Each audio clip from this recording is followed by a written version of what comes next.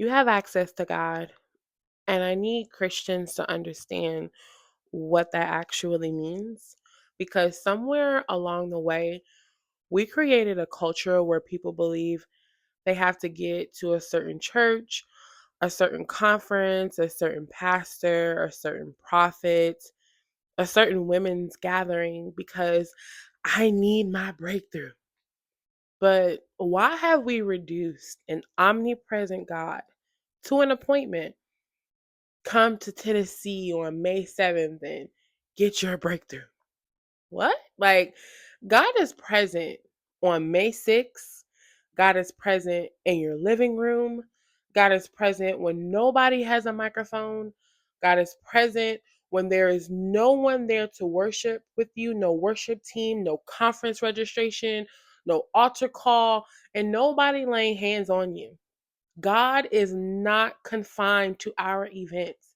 And I'm not saying God cannot move at a conference. He does. Of course, He can. I'm questioning the belief that you have to get there for Him to move. There's a difference because Jesus didn't die so that we could place one system of religious dependency with another one. Through Christ, we've been reconciled to God. When Jesus died, the veil of the temple was torn. Think about that. Think about what that represented access.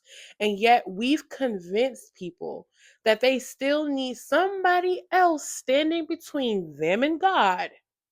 No, we need one another for community. We need teachers. We need pastors. We need the body of Christ. Ephesians chapter 4 tells us that Christ gave apostles, prophets, evangelists, pastors, and teachers. But keep reading. Why were they given? To equip the saints for the work of the ministry. The purpose of equipping is development. If I equip you, I'm helping you become more capable. I'm not training you to remain spiritually dependent on me. And that's why I keep coming back to formation and discipleship. Because the problem isn't simply that people aren't attending church. That's not that's never stopped.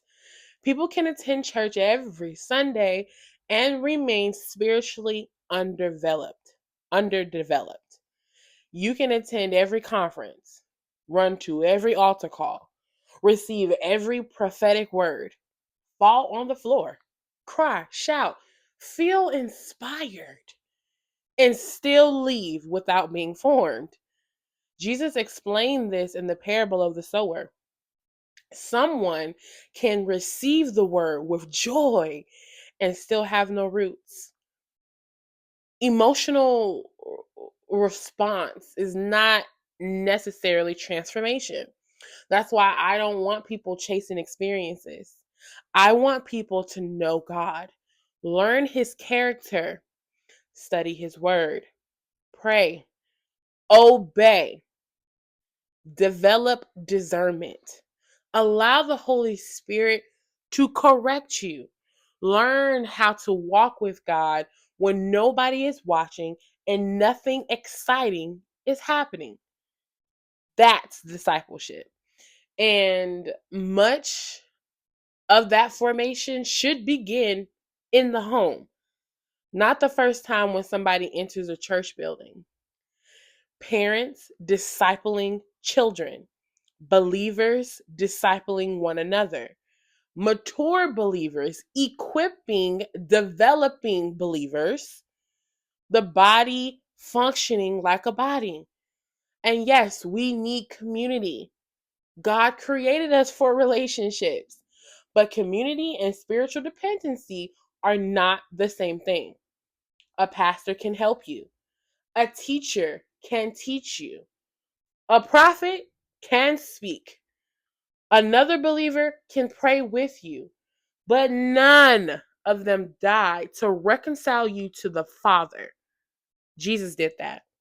So maybe the breakthrough some people need isn't another conference.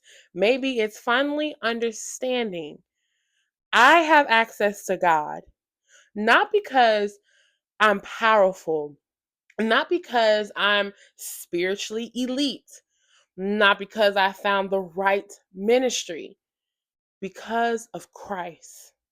And once you understand that, you stop outsourcing a relationship Jesus died to give you access to.